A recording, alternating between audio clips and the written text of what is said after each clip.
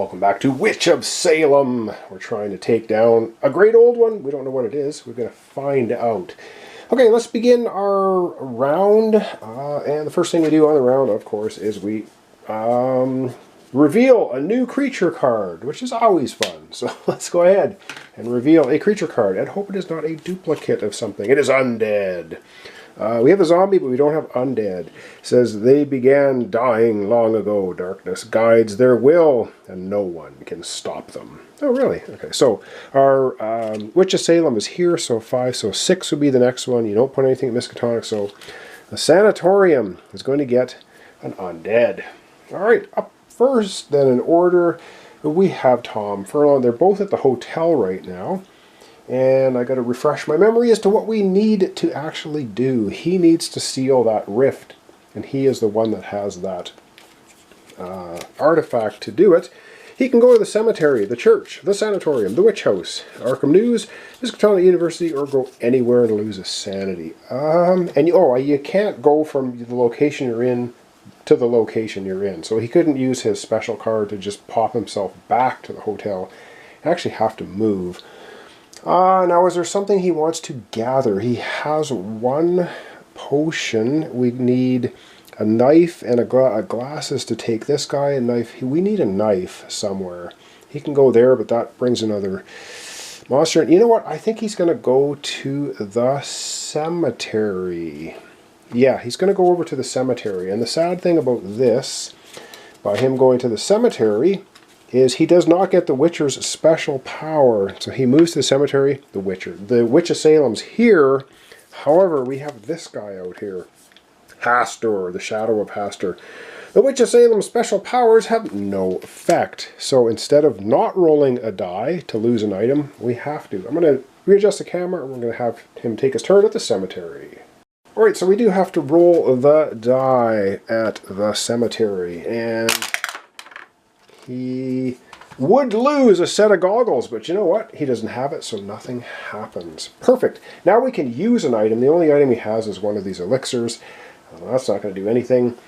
And he can fight this guy, but he doesn't have a dagger, so he won't be able to. However, now he can take an item, take an item. He's going to take the dagger. So now he has a dagger and an elixir and an artifact.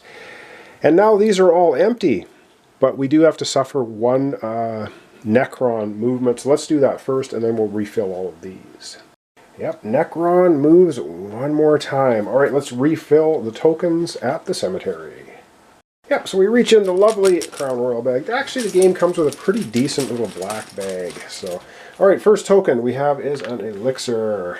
And the second token out of the bag is, an artifact. Alright, it's the same artifact we need there. And the third item coming out is a Necronomicon. Alright, that's it. We've refilled that. That's the end of his turn. Of course, now, it's the end of his turn. So over we go now to Jenny Baxter, who's currently at the hotel. We're going to figure out what we want to do with her. Alright, we got to be revealing some more of the old ones. So we're going to have her, can she get to the witch house? She can, in fact, she can get herself to the witch house. So she's going to spend her witch house card. Going to pop over to the witch house. Yes, she has to roll the die. To lose an item, she's got 2 elixirs and a Necronomicon. Let's hope she does not lose anything. And she gets a dagger, so she loses nothing. She doesn't have a dagger. It's excellent. And now she can show her items and fight the creature. She does have 2 elixirs and a Necronomicon.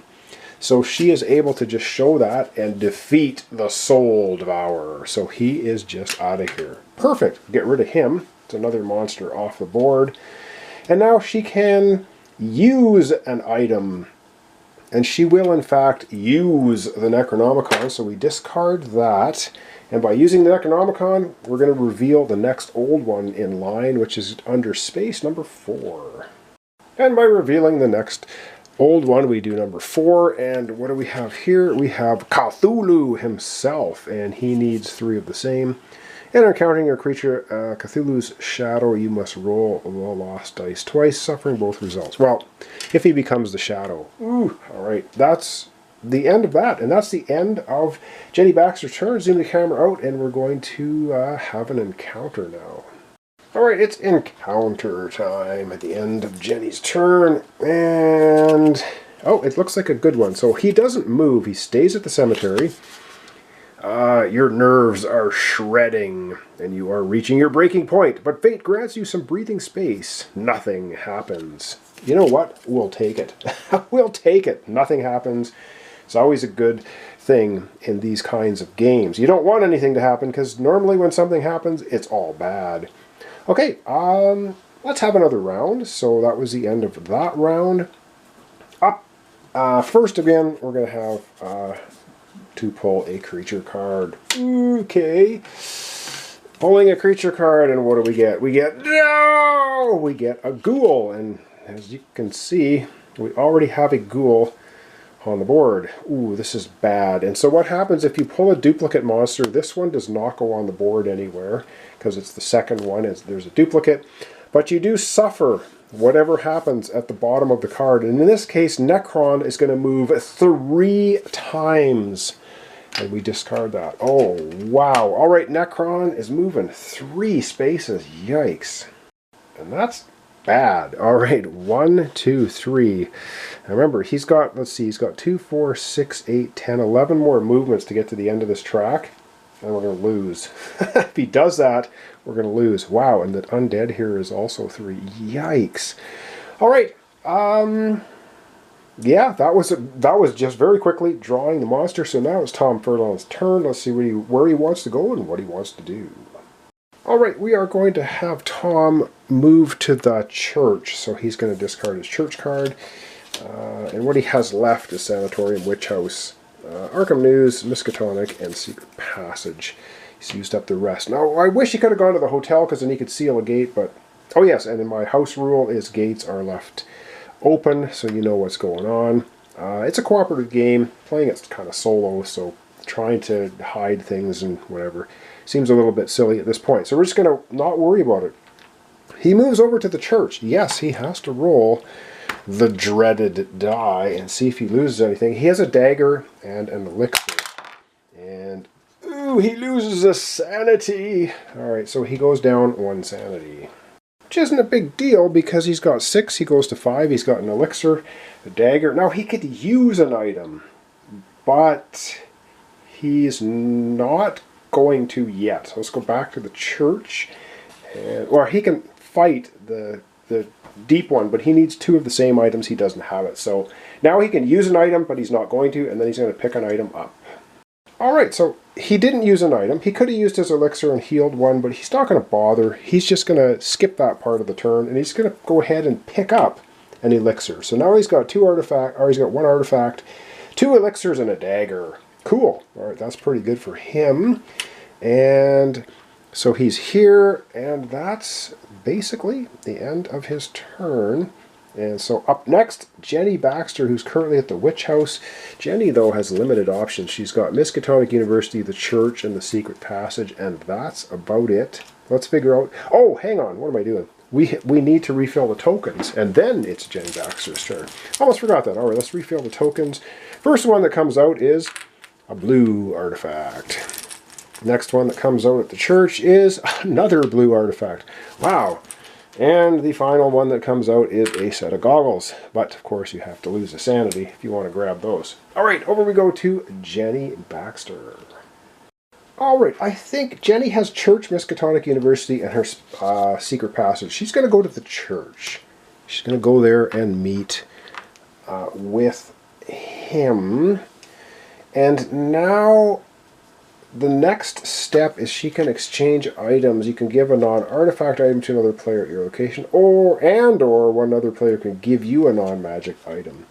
So she could take the elixir from... you know what? She's gonna go ahead and do that. She's gonna actually grab an elixir from Tom. That gives her 3 elixirs. And the reason that's not a bad idea is because to get rid of the deep one, you need 2 of the same items. But now she has to roll, of course, because she's just popped in there. So she has to roll against the creature. the deep one, and it gets stuck, and out it comes. And goggles! She does not have a set of goggles, so she doesn't lose anything. And now she can fight the deep one. Yes, she's got 3 elixirs. You only need 2 of a kind to defeat the deep one. The deep one is eliminated. Now she can use an item. She only has 3 elixirs, so not much point. She's at full sanity. So now she can take an item. She will go ahead and take one of these artifacts. They are good to have because when you eventually want to jump over to relay, you need an artifact. So that's good. So we're going to do that. And that's going to be the end of Jenny Baxter's turn. So very quickly, we're going to zoom out and we're going to have our encounter happen. And that will very likely be the end of our episode for today. I know, a bit of a rapid fire episode, but you know what? We're gonna live with it. All right, an encounter card at the end of both of our players' turns, and we end up getting, oh, not good at all. All right, we get the evil Necron is doing some nefarious thing. All right, so this guy's gonna move 2, so he actually moves 1, 2. He actually ends up at Miskatonic University.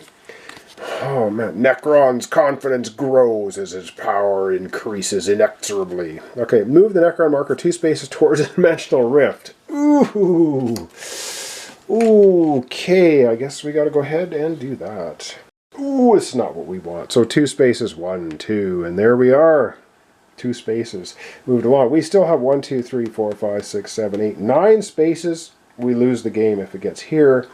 Now, it can go all the way up to the rift ripping open if we reveal the deep one, or the deep one. If we reveal the old one at relay, but then his power is going to come into effect. So currently we have Haster here. His power is in effect, which means we can't use any of the special abilities from Witch of Salem, which is pretty awful. The other way, of course, to win the game, we have to seal these rifts, and that's going to become a little troublesome. All right, we're going to zoom out and we're going to wrap up our episode for today.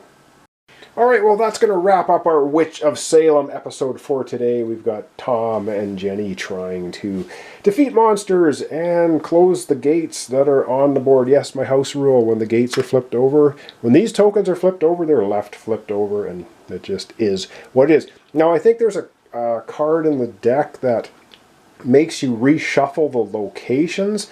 If that's the case, we'll make it hard mode. We will flip all these tokens over that are not sealed, because we have one gate that's permanently sealed, and we'll shuffle them all up and redistribute them so we don't know where they are, so we'll have to look at them again. That would probably spell doom. This game spells doom pretty quickly anyhow. So anyway, thanks so much for watching along. I hope to see you tomorrow for the continuation of Witch of Salem. We're doing a 2-player game, which is pretty rough. Alright, thanks so much, and hope to see you then. Alright, just wanted to mention one little thing here at the end of the episode. Jenny Baxter, on her first turn, ended off at the Witch House, and she did not take anything. It's optional. You don't have to. Kind of screwed up. She probably should have. She probably should have grabbed the Necronomicon, but she did not. And so we're just going to have to suffer the consequences of her not grabbing that. So, but she's got 3 elixirs. It is what it is. I just wanted to mention that, yes, it is optional. If you look at the card here, it says, again, you may use an item and you may take an item. So you don't have to. I probably should have messed it up. That's okay. We're going to have to live with it. Thanks for watching along. Hope to see you tomorrow for the continuation of Witch of Salem.